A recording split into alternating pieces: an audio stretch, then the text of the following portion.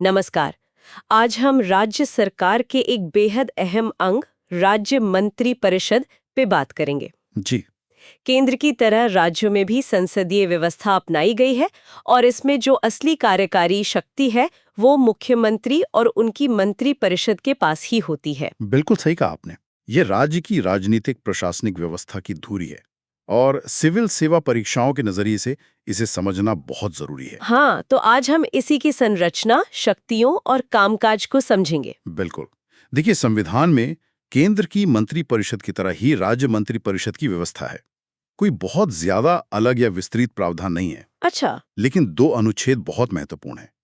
अनुच्छेद 163 और 164, यही इसका पूरा ढांचा तय करते हैं। तो अनुच्छेद 163 और 164। हाँ, 163 बताता है कि मंत्री परिषद की स्थिति क्या है, राज्यपाल के साथ उसका संबंध कैसा है, और 164 में मंत्रियों की नियुक्ति, उनका कार्यकाल, जिम्मेदारी, योग्यता, शपथ, वेतन भत्ते, इन सब बातों का जिक्र है। ठीक है, तो फिर अनुच्छेद 163 से ही शुरू करते हैं। ये क्या कहता है? अनुच्छेद 163 कहता है कि राज्यपाल को उनके काम में सहायता और सलाह देने के लिए एक मंत्री परिषद होगी, जिसका मुखिया मुख्यमंत्री होगा। हाँ बिल्कुल। लेकिन इसमें एक महत्वपूर्ण बात है, ये उन कामों पर लागू नहीं होता जहां संविधान राज्यपाल को अपने विवेक से काम करने की शक्ति देता है। अच्छा, ये विवेकाधीन शक्तियां, इसमें थोड़ा और बताइए। देखिए, अगर कभी ये सवाल उठता है कि कोई मामला राज्यपाल के विवेक के दायरे में है या नहीं, तो इस पर राज्यपाल का जो फैसला होगा वही आखिरी माना जाएगा। उसे चुनौती नहीं दी जा सकती। नहीं, उनके विवेक से किए गए किसी काम की वैधता पर इस आधार पर सवाल नहीं उठाया जा सकता कि उन्हें ऐसा करना चाहिए था या नहीं। और मंत्रियों की सलाह, क्या वो सार्वजनिक होती है? क्या सलाह दी, इसकी जांच किसी भी अदालत में नहीं की जा सकती। ये राज्यपाल और मंत्रियों के बीच एक गोपनीय और भरोसे का रिश्ता बनाए रखने के लिए जरूरी है। ये तो बहुत दिलचस्प है। लेकिन मान लीजिए विधानसभा भंग हो जाए या सरकार इस्तीफा दे दे, तब क्या राज्यपाल बिना मंत्री परिषद के काम करेंगे? नहीं, ऐसा नहीं हो सकता। इस पर 1971 में सुप्रीम कोर्ट ने एक बहुत महत्वपूर्ण व्यवस्था दी थी। कोर्ट ने कहा था कि राज्यपाल को सलाह देने के लिए मंत्री परिषद का अस्तित्व हमेशा बना रहना चाहिए। अच्छा, मतलब सरकार गिरने के बाद भी? हाँ, भले ही विधानसभा भंग हो गई हो या मंत्री परिषद ने इस्तीफा दे दिया हो, जो मौजूदा मंत्रालय है वो तब तक काम करता रहेगा जब तक उसका उत्तराधिकारी पद नहीं संभाल लेता। राज्य में कभी भी एक वैक्यूम, एक खालीपन नहीं हो सकता। और 1974 में भी कोर्ट ने कुछ कहा था? जी हाँ, 1974 में कोर्ट ने इसे और स्पष्ट किया। उन्होंने कहा कि जिन मामलों में राज्यपाल को विवेक से काम करना है, उन्हें छोड़कर बाकी सभी कामों में राज्यपाल को अपनी शक्तियों का इस्तेमाल मंत्रिपरिषद की सहायता और सलाह पर ही करना होगा। तो जहां भी संविधान में लिखा है कि राज्यपाल की संतुष्टि जरूरी है। हाँ, वो राज्यपाल की व्यक्तिगत संतुष्टि नहीं है, वो असल में मंत्रिपरिषद की संतुष्टि है, जो राज्यपाल के माध्यम से व्यक्त होती है। ये संसदीय प्रणाली का मूल तत्व है। समझ गई। तो ये तो हुई अनुच्छेद 163 की बात। हाँ। अब आते हैं अनुच्छेद 164 पर। ये मंत्रियों की नियुक्ति से शुरू होता है। बिल्कुल। अनुच्छेद 164(1) कहता है कि मुख्यमंत्री की नियुक्ति राज्यपाल करेंगे और फिर अन्य मंत्रियों की नियुक्ति राज्यपाल मुख्यमंत्री की सलाह पर करेंगे। मतलब मंत्री कौन बनेगा ये मुख्यमंत्री ही तय करते हैं। हाँ, जाहिर सी बात है। राज्यपाल केवल उन्हीं लोगों को मंत्री नियुक्त कर सकते हैं जिनके नाम की सिफारिश मुख्यमंत्री ने की हो। कुछ राज्यों में आदिवासी कल्याण मंत्री की नियुक्ति का भी विशेष प्रावधान है इसमें। जी हाँ, छत्तीसगढ़, झारखंड, मध्य प्रदेश और उड़ीसा, इन राज्यों में एक आदिवासी कल्याण मंत्री का होना अनिवार्य है। उन्हें अनुसूचित जाति और पिछड़े वर्गों के कल्याण का काम भी दिया जा सकता है। ये पहले बिहार में भी था शायद। हाँ, पहले बिहार, मध्य प्रदेश और उड़ीसा के लिए था, लेकिन 94वें संशोधन अधिनियम 2006 से बिहार को इस सूची से हटा दिया गया, क्योंकि बिहार का विभाजन हो गया था और नए बने राज्य झारखंड और साथ में छत्तीसगढ़ को इसमें शामिल किया गया। ठीक है, अब मंत्री बनने के लिए योग्यता क्या चाहिए? क्या उनका विधायक या विधान परिषद का सदस्य होना अनिवार्य है? देखिए, आमतौर पर मंत्री विधानमंडल के सदस्य होते ही हैं, लेकिन ये जरूरी नहीं कि नियुक्ति के समय ही वो सदस्य हों। अच्छा, तो कोई बाहरी व्यक्ति भी मंत्री बन सकता है? हाँ बिल्कुल, कोई व्यक्ति जो राज्य विधानमंडल का सदस्य नहीं है उसे भी मंत्री बनाया जा सकता है, पर एक शर्त है। शर्त क्या है? शर्त यह है कि उसे नियुक्ति की तारीख से 6 महीने के अंदर अंदर विधानमंडल के किसी भी सदन का सदस्य बनना होगा, चाहे वो चुनकर आए या मनोनीत हो। अगर वो ऐसा नहीं कर पाता तो 6 महीने बाद वो मंत्री नहीं रहेगा। ये अनुच्छेद 164 में साफ लिखा है। इससे मुख्यमंत्री को थोड़ी स्वतंत्रता मिल जाती है अपनी टीम चुनने में। हाँ, वो किसी विशेषज्ञ को भी शामिल कर सकते हैं जो शायद चुनाव ना लड़ा हो। अब मंत्रियों की संख्या की बात करते हैं। पहले तो बहुत बड़ी बड़ी मंत्रिपरिषद देखने को मिलती थी। हाँ, वो एक समस्या थी। इसीलिए 91वां संविधान संशोधन अधिनियम 2003 लाया गया। इसने एक सीमा तय कर दी। क्या सीमा है वो? अब किसी भी राज्य में मुख्यमंत्री को मिलाकर मंत्रियों की कुल संख्या उस राज्य की विधानसभा की कुल सदस्य संख्या के 15% से ज्यादा नहीं हो सकती। 15%? हाँ। और न्यूनतम? हाँ, न्यूनतम संख्या भी तय की गई है। ये संख्या 12 से कम नहीं हो सकती। ये छोटे राज्यों को ध्यान में रखकर किया गया है, जहां 15% शायद बहुत कम हो जाए। इस संशोधन ने एक और महत्वपूर्ण बात जोड़ी थी। वो क्या? वो ये कि अगर विधानमंडल के किसी सदस्य को दल बदल के आधार पर अयोग्य घोषित कर दिया गया है, तो वो व्यक्ति मंत्री बनने के लिए भी अयोग्य होगा। अच्छा, यानी दल बदल विरोधी कानून को और मजबूत किया गया। जी हाँ, ये अनुच्छेद 164(1)(b) में है। अब मंत्रियों के कार्यकाल की बात। अनुच्छेद 164(1) कहता है कि मंत्री राज्यपाल के प्रसाद पर्यंत पद धारण करते हैं। इसका क्या मतलब है? देखिए, राज्यपाल के प्रसाद पर्यंत का शाब्दिक अर्थ है कि जब तक राज्यपाल चाहें, लेकिन संसदीय व्यवस्था में इसका व्यवहारिक मतलब अलग है। क्या मतलब है? क्या राज्यपाल अपनी मर्जी से किसी मंत्री को हटा सकते हैं? नहीं, ऐसा नहीं है। इसका मतलब है कि मंत्री तब तक पद पर बने रहते हैं जब तक मंत्रिपरिषद को विधानसभा का विश्वास हासिल है, और व्यक्तिगत मंत्री के स्तर पर वो तब तक पद पर हैं जब तक मुख्यमंत्री चाहें। राज्यपाल किसी मंत्री को हटाएंगे तो सिर्फ मुख्यमंत्री की सलाह पर ही। तो ये असल में मुख्यमंत्री का प्रसाद है ना, कि राज्यपाल का? हाँ, कह सकते हैं। व्यवहारिक रूप से यही है। हम इस पर व्यक्तिगत उत्तरदायित्व वाले हिस्से में और बात करेंगे। ठीक है। एक और अनुच्छेद है 177, जो मंत्रियों के अधिकारों से जुड़ा है। हाँ, अनुच्छेद 177 मंत्रियों को विधानमंडल में कुछ अधिकार देता है। इसके अनुसार हर मंत्री को राज्य विधानमंडल के किसी भी सदन, विधानसभा या विधान परिषद की कार्यवाही में बोलने और भाग लेने का अधिकार है। भले ही वो उस सदन का सदस्य न हो। हाँ, भले ही वो उस सदन का सदस्य न हो। मान लीजिए कोई मंत्री विधानसभा का सदस्य है, लेकिन राज्य में विधान परिषद भी है, तो वो विधान परिषद की बैठक में भी बोल सकता है, हिस्सा ले सकता है। और समितियों में भी। जी, अगर वो राज्य विधानमंडल की किसी समिति का सदस्य बनाया गया है, तो उस समिति की बैठकों में भी भाग ले सकता है, लेकिन वोट देने का अधिकार उसे केवल उसी सदन में होगा जिसका वो सदस्य है। ये प्रावधान क्यों जरूरी है? इससे मंत्री सरकार की नीतियों का दोनों सदनों में बचाव कर सकते हैं, सवालों के जवाब दे सकते हैं और पूरे विधानमंडल के प्रति अपनी जिम्मेदारी निभा सकते हैं। समझ गए। अब शपथ पर आते हैं। मंत्री बनने से पहले शपथ लेनी होती है। जी हाँ, अनुच्छेद 164(3) के तहत पद ग्रहण करने से पहले राज्यपाल हर मंत्री को पद और गोपनीयता की शपथ दिलाते हैं। पद की शपथ में क्या होता है? पद की शपथ में मंत्री संविधान के प्रति सच्ची श्रद्धा और निष्ठा रखने, भारत की प्रभुत्ता और अखंडता बनाए रखने, अपने पद के कर्तव्यों का ईमानदारी और निष्पक्षता से पालन करने और बिना किसी डर या पक्षपात, राग या द्वेष के संविधान और कानून के अनुसार सभी लोगों के प्रति न्याय करने की शपथ लेते हैं। और ये गोपनीयता की शपथ क्या है? गोपनीयता की शपथ भी बहुत महत्वपूर्ण है। इसमें मंत्री ये वचन देते हैं कि जो भी मामला उनके सामने मंत्री के तौर पर आएगा या उन्हें पता चलेगा, उसे वो किसी भी व्यक्ति को प्रत्यक्ष या अप्रत्यक्ष रूप से तब तक नहीं बताएंगे जब तक कि अपने कर्तव्यों के सही ढंग से निर्वहन के लिए ऐसा करना जरूरी ना हो। यानी सरकारी बातों को गोपनीय रखना। बिल्कुल। सरकारी कामकाज की संवेदनशीलता बनाए रखने के लिए ये जरूरी है। और इनके वेतन भत्ते? मंत्रियों के वेतन और भत्ते राज्य विधानमंडल समय समय पर कानून बनाकर तय करता है। उन्हें वो वेतन भत्ते तो मिलते ही हैं जो विधानमंडल के सदस्य के तौर पर मिलते हैं। उसके अलावा मंत्री पद के लिए विशेष भत्ते जैसे सत्कार भत्ता, मुफ्तावास, यात्रा भत्ता, चिकित्सा सुविधाएं वगैरह भी मिलती हैं। चलिए, अब आते सबसे महत्वपूर्ण सिद्धांत पर, उत्तरदायित्व। संसदीय प्रणाली की जान है ये। बिल्कुल। इस सामूहिक उत्तरदायित्व, कलेक्टिव रिस्पॉन्सिबिलिटी का क्या मतलब है? सामूहिक उत्तरदायित्व का सीधा सा मतलब है कि पूरी मंत्रिपरिषद एक टीम है। वो एक साथ काम करती है और अपने सभी कामों के लिए, चाहे वो किसी एक मंत्री के विभाग का ही क्यों ना हो, संयुक्त रूप से विधानसभा के प्रति जवाबदेह है। एक साथ तैरते हैं और एक साथ डूबते हैं। हाँ, बिल्कुल यही कहा जाता है।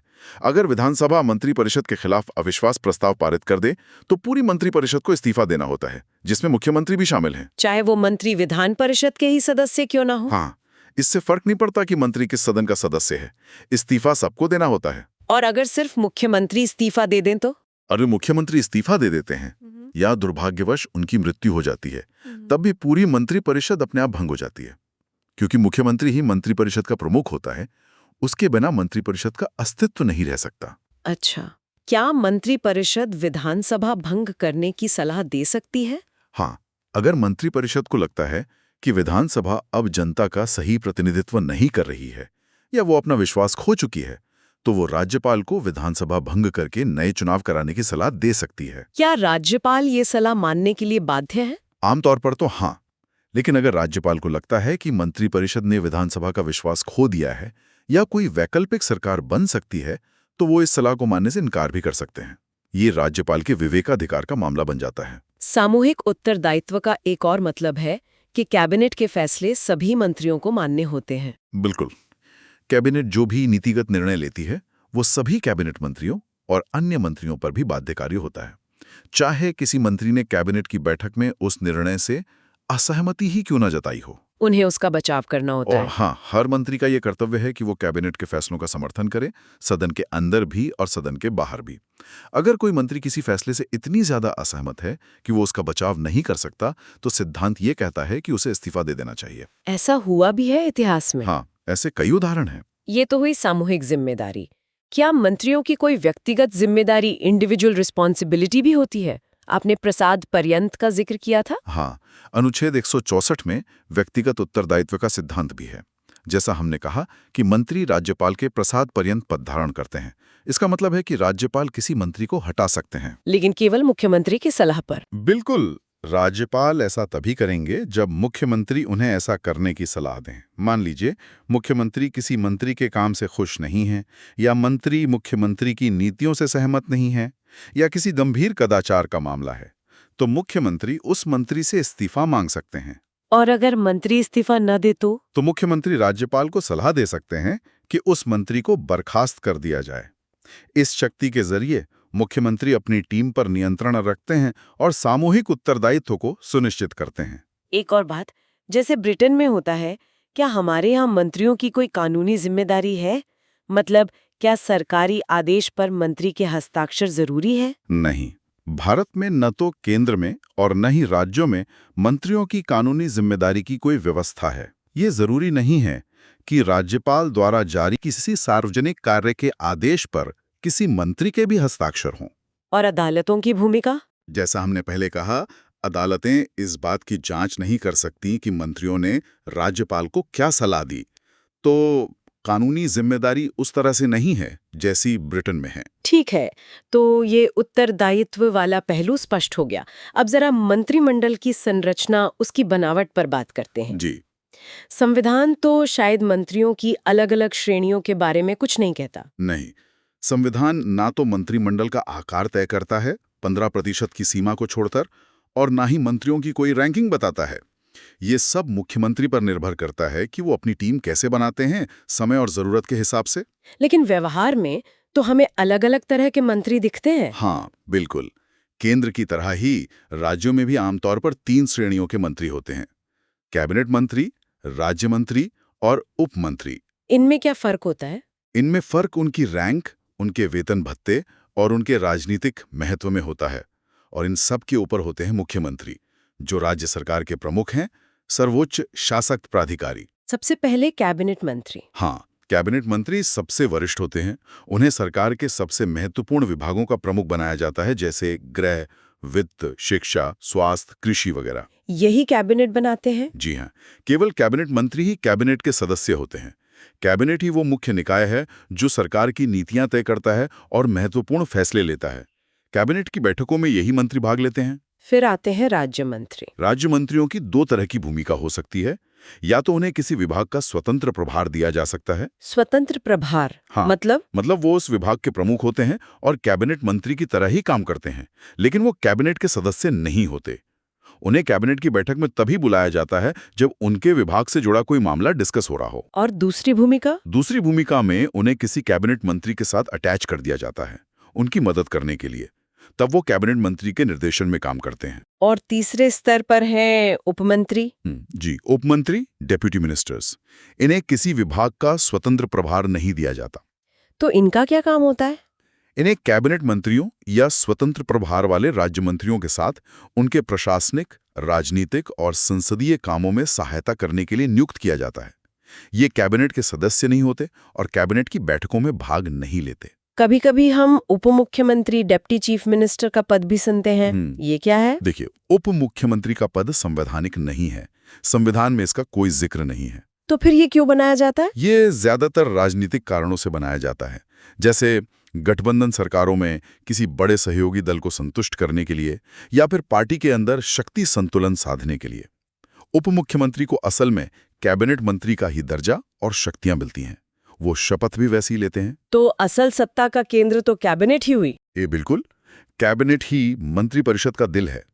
इसमें केवल कैबिनेट मंत्री होते हैं और यही राज्य सरकार में अधिकार का असली केंद्र है। इसकी मुख्य भूमिकाएं क्या-क्या हैं? बहुत सारी हैं। ये राज्य की राजनीतिक प्रशासनिक व्यवस्था में सर्वोच्च निर्णय लेने वाली संस्था है। ये सरकार की मुख्य नीति निर्धारक बॉडी है। ये राज्य की सर्वोच्च कार्यकारी शक्ति है। और ये पूरे राज्य प्रशासन में समन्वय, मतलब तालमेल बिठाने का काम करती है। ये राज्यपाल के लिए मुख्य सलाहकार निकाय है। ये संकट के समय में मुख्य प्रबंधक, क्राइसिस मैनेजर का काम करती है। सभी आपातकालीन स्थितियों से निपटती है। विधायी और वित्तीय मामलों में भी? हाँ, सभी प्रमुख विधायी और वित्तीय मामलों को यही देखती है, जैसे बजट तैयार करवाना, विधानसभा में कौन से बिल पेश होंगे ये तय करना, और तो और जो बड़ी नियुक्तियां होती हैं, जैसे संवैधानिक प्राधिकरणों के अध्यक्ष या सदस्य या वरिष्ठ सचिवालय प्रशासक, उन पर भी कैबिनेट का नियंत्रण होता है। इतना सारा काम कैबिनेट ये सब करती कैसे है? कैबिनेट अपना बहुत सा काम कैबिनेट समितियों, कैबिनेट कमिटीज के जरिए करती है। ये समितियां क्या होती हैं? ये मंत्रियों के छोटे समूह होते हैं जिन्हें खास विषयों पर विचार विमर्श करने या निर्णय लेने के लिए बनाया जाता है। ये स्थायी भी हो सकती हैं, जो हमेशा रहती हैं, और तदर्थ भी, जिन्हें किसी खास काम के लिए बनाया जाता है और काम पूरा होने पर खत्म कर दिया जाता है। इन्हें बनाता कौन है? इन्हें मुख्यमंत्री बनाते हैं, समय और जरूरत के हिसाब से। इसीलिए इनकी संख्या, इनके नाम और इनकी संरचना बदलती रहती है। इनका फायदा क्या है? फायदा ये है कि ये समितियां मुद्दों की गहराई में जाकर छानबीन करती हैं और कैबिनेट के विचार के लिए प्रस्ताव तैयार करती हैं। इससे कैबिनेट का काम हल्का होता है। कई बार ये समितियां खुद भी फैसले ले सकती हैं, जिनकी बाद में कैबिनेट समीक्षा कर सकती है। इससे काम में तेजी आती है और विशेषज्ञता का भी इस्तेमाल होता है। ठीक है, अब अंत में मुख्यमंत्री के कर्तव्यों और सरकार के कामकाज के संचालन के बारे में भी बात कर लेते हैं।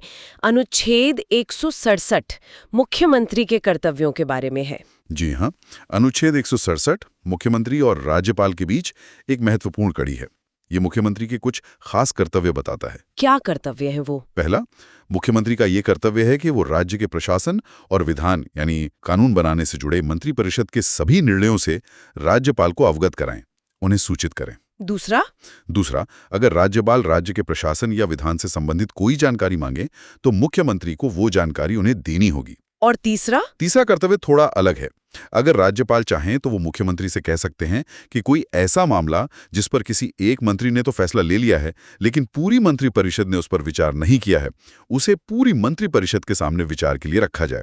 ये क्यों जरूरी है? ये सुनिश्चित करता है कि राज्यपाल सरकार के कामकाज से पूरी तरह अवगत रहें, और साथ ही ये सामूहिक उत्तरदायित्व के सिद्धांत को भी बल देता है कि महत्वपूर्ण फैसले पूरी मंत्रिपरिषद के विचार विमर्श के बाद ही हों। और सरकार का काम किस नाम से चलता है, इसके लिए भी कोई नियम है? हाँ, वो अनुच्छेद 166 में है। ये राज्य सरकार के कार्य संचालन, कंडक्ट ऑफ बिजनेस से जुड़ा है। क्या कहता है ये? ये कहता है कि राज्य सरकार की सभी कार्यकारी कार्यवाहियां, एग्जीक्यूटिव एक्शंस, राज्यपाल के नाम से की हुई कही जाएंगी। मतलब सारे सरकारी आदेश राज्यपाल के नाम पर जारी होते हैं। उन्हें प्रमाणित कैसे किया जाता है? राज्यपाल नियम बनाकर ये तय करते हैं कि उनके नाम से जारी आदेशों और अन्य दस्तावेजों को किस तरह से प्रमाणित, ऑथेंटिकेट किया जाएगा। और अगर कोई आदेश या दस्तावेज इस तरह से प्रमाणित है तो उसकी वैधता पर इस आधार पर सवाल नहीं उठाया जा सकता कि ये राज्यपाल द्वारा किया गया या निष्पादित आदेश या लिखित नहीं है। और काम का बंटवारा? हाँ, अनुच्छेद 166 ये भी कहता है कि राज्यपाल राज्य सरकार का काम ज्यादा सुविधाजनक बनाने के लिए और मंत्रियों के बीच उस काम के आवंटन के लिए नियम बनाएंगे। इसमें वो काम शामिल नहीं है जो राज्यपाल को अपने विवेक से करने हैं। तो ये सारी व्यवस्था सरकार के सुचारू कामकाज के लिए है। बिल्कुल, ये प्रशासनिक प्रक्रियाओं को एक मानक और वैधता प्रदान करती है। तो आज हमने राज्य मंत्रिपरिषद के लगभग हर पहलू को छूने की कोशिश की। अनुच्छेद 163, 164, मंत्रियों की नियुक्ति, उनकी योग्यताएं, कार्यकाल, शपथ, उत्तरदायित्व, सामूहिक भी और व्यक्तिगत भी। हाँ, और फिर मंत्रिपरिषद की संरचना, कैबिनेट की भूमिका, कैबिनेट समितियां, मुख्यमंत्री के कर्तव्य और अनुच्छेद 166 के तहत कार्य संचालन के नियम। ये सब मिलकर राज्य स्तर पर संसदीय प्रणाली की एक पूरी तस्वीर बनाते हैं, जहां मंत्रिपरिषद ही वास्तविक कार्यकारी है और मुख्यमंत्री उसका नेतृत्व करते हैं। सिविल सेवा परीक्षाओं की तैयारी करने वालों के लिए ये सारी जानकारी बहुत ही महत्वपूर्ण है। निश्चित रूप से। और देखिए, ये सारे संवैधानिक प्रावधान तो हैं ही, लेकिन इनका असली रूप हमें व्यवहार में देखने को मिलता है। मतलब ये कि संवैधानिक व्यवस्था और राजनीतिक वास्तविकताएं कैसे एक दूसरे को प्रभावित करती हैं। जैसे गठबंधन सरकारों के दौर में सामूहिक उत्तरदायित्व कैसे निभाया जाता है, या राज्यपाल की विवेकाधीन शक्तियों का प्रयोग कब और कैसे होता है, केंद्र राज्य संबंधों का इस पर क्या असर पड़ता है। हाँ, ये सोचने वाली बातें हैं। बिल्कुल, ये दिखाता है कि संविधान कोई जड़ दस्तावेज नहीं है, बल्कि ये राजनीतिक जीवन के साथ विकसित होता रहता है। इन व्यवहारिक पहलुओं पर गौर करना हमारी समझ को और गहरा बनाता है। ये सिर्फ नियमों को जानना नहीं, बल्कि वो नियम असलियत में कैसे काम करते हैं, इसे समझना है।